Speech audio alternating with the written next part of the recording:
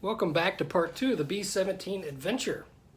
I'll tell you what, the last couple days I've been working, about 8 hours a day, maybe a little longer than that, on the Bombardier compartment. There's going to be a lot of detail on the inside of this kit, and I don't know how much of it you're going to see, but I know it's there, and I'm going to take pictures and make sure the owner knows it's there.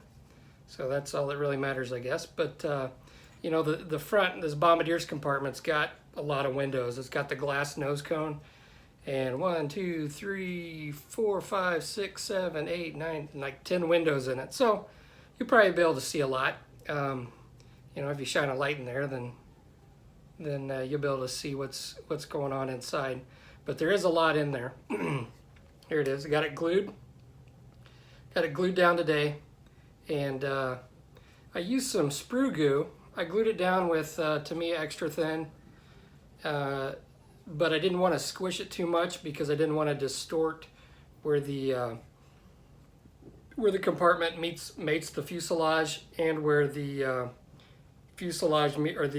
compartment meets up with the front nose cone.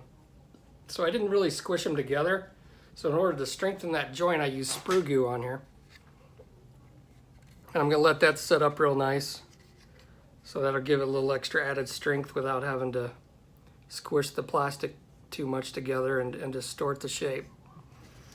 So I got that going. The next thing I want to do is create fabric with 2-part epoxy putty. The fabric behind the on the back wall of the Bombardier's compartment, and I also want to create some cushions for the seats. I got them around here somewhere.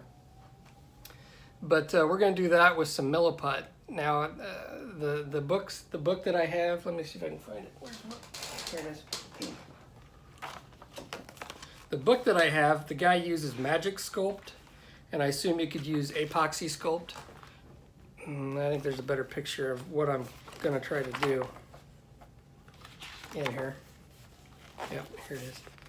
But this is what I'm going to try to replicate, this back wall here, and create this fabric along the rear of the Bombardier compartment.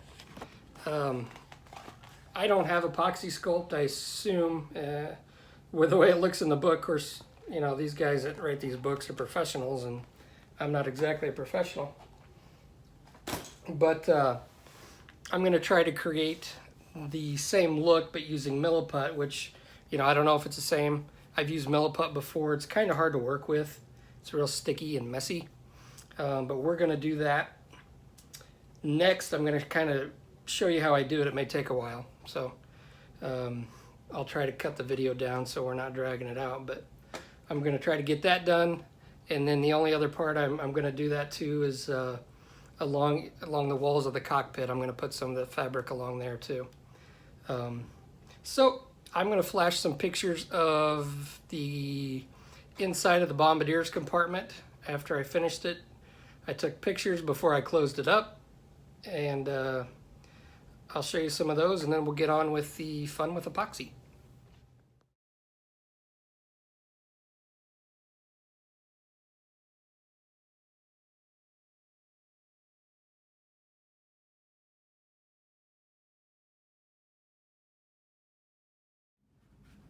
All right, so here's the tools that I'm going to use.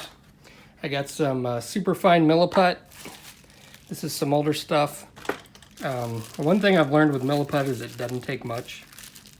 It's 2-part epoxy. You mix the yellow with the white, and after it's mixed, you can use water to soften it, or do whatever you need. You can almost dilute it with water and spread it out however you want it, mold it, and after about a day, it's hard as a rock. Here's the Bombardier compartment. One thing that I'll show you, the front nose cone. This is the single gun for the model that I'm doing, and it fits pretty well. Normally what I do is I use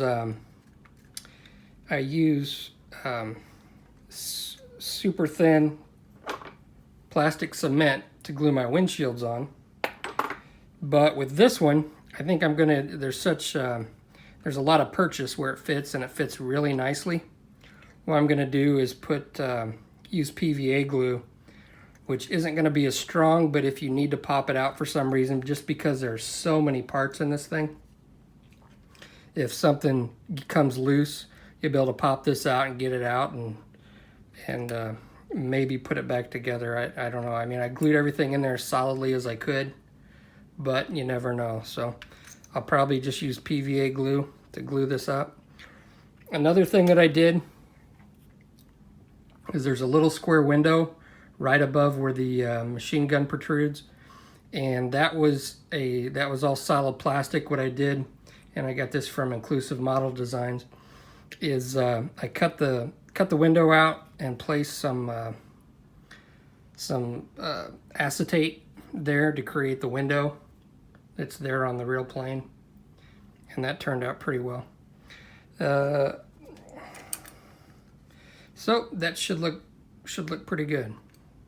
Once I get the machine gun, what I'm going to do is glue the front machine gun into this. I kind of bored out a little divot there where I can fit the ball of this machine gun in there, and I'll glue it with CA glue, or not CA glue, but Tamiya extra thin, and get that in there nice and solid. And then after I paint it, you can just put the gun barrel in there, and it'll fit. And I've already drilled I cut the barrel off of this and drilled out a little bitty hole, and the gun barrels fit in there quite nicely.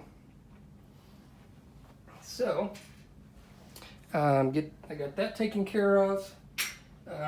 I've dry fitted the rear wall of the Bombardier compartment and the Bombardier compartment onto the fuselage, and it seems to fit pretty well.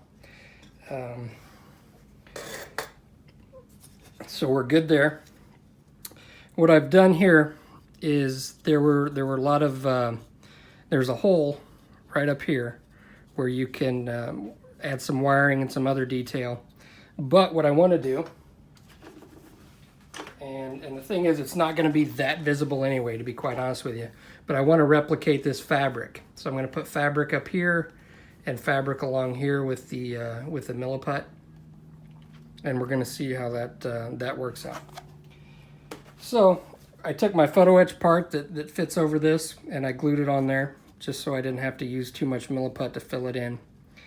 And next, I'm going to do the cushions on the seat. You can see these, if I can find it in the page.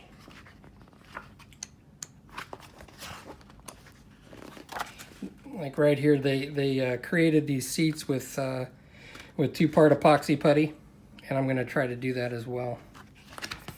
So let's get started. I think we'll start with the fabric first. And I've got all my tools here. I've got some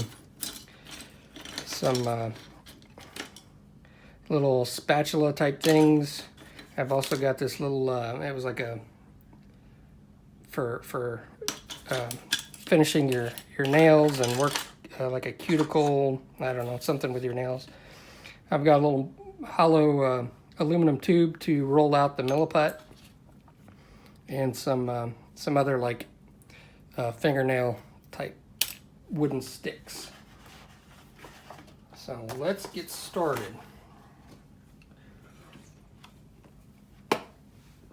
All right.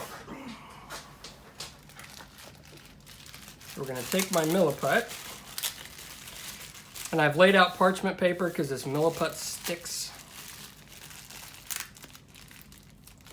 And in fact, I think I'm going to get some rubber gloves.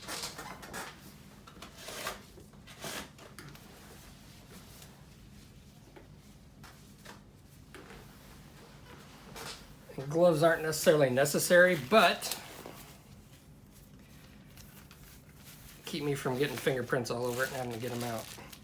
So what we'll do is we'll tear off some milliput, and this is old. I'll probably end up using all this for this job. Tear off equal parts of yellow and white.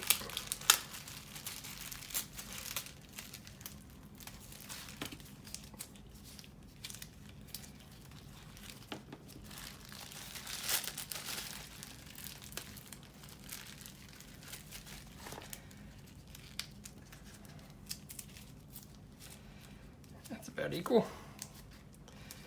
I gotta mix it up real good.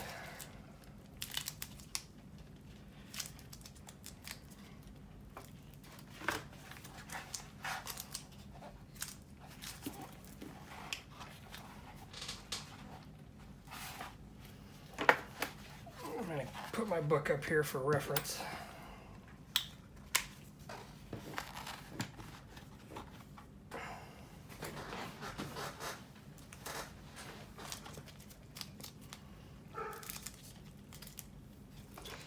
And this stuff is like pretty stiff. I mean, it's not hard, but it's pretty stiff stuff.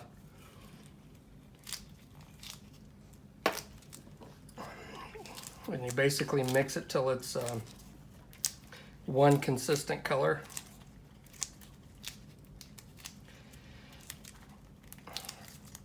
And the thing that I've learned with milliput is that a little goes a long way. So this is probably going to be a lot more than I'll need, but that's okay. I've got more.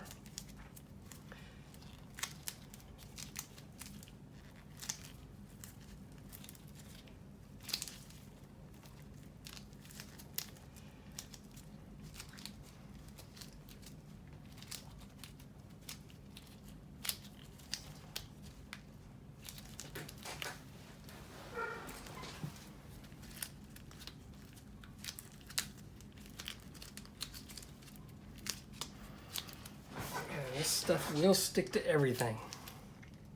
So I'm going to start along the top and do the start off by turning this into a ball. And I by no means am a professional when it comes to this stuff or sculpting in general.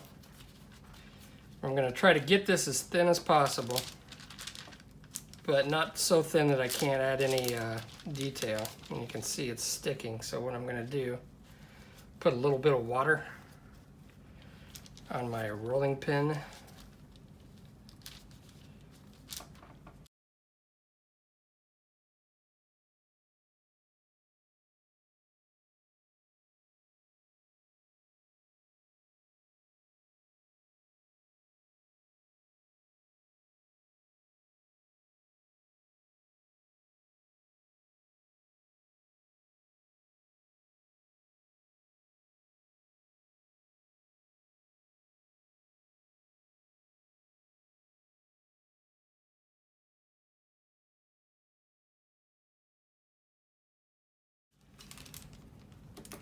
Fill in these crevices, because if you see on the along the bottom here, there's another piece of fabric that goes across those. So before this stuff dries, so I don't waste too much of it, I'm just going to try to replicate that real quick.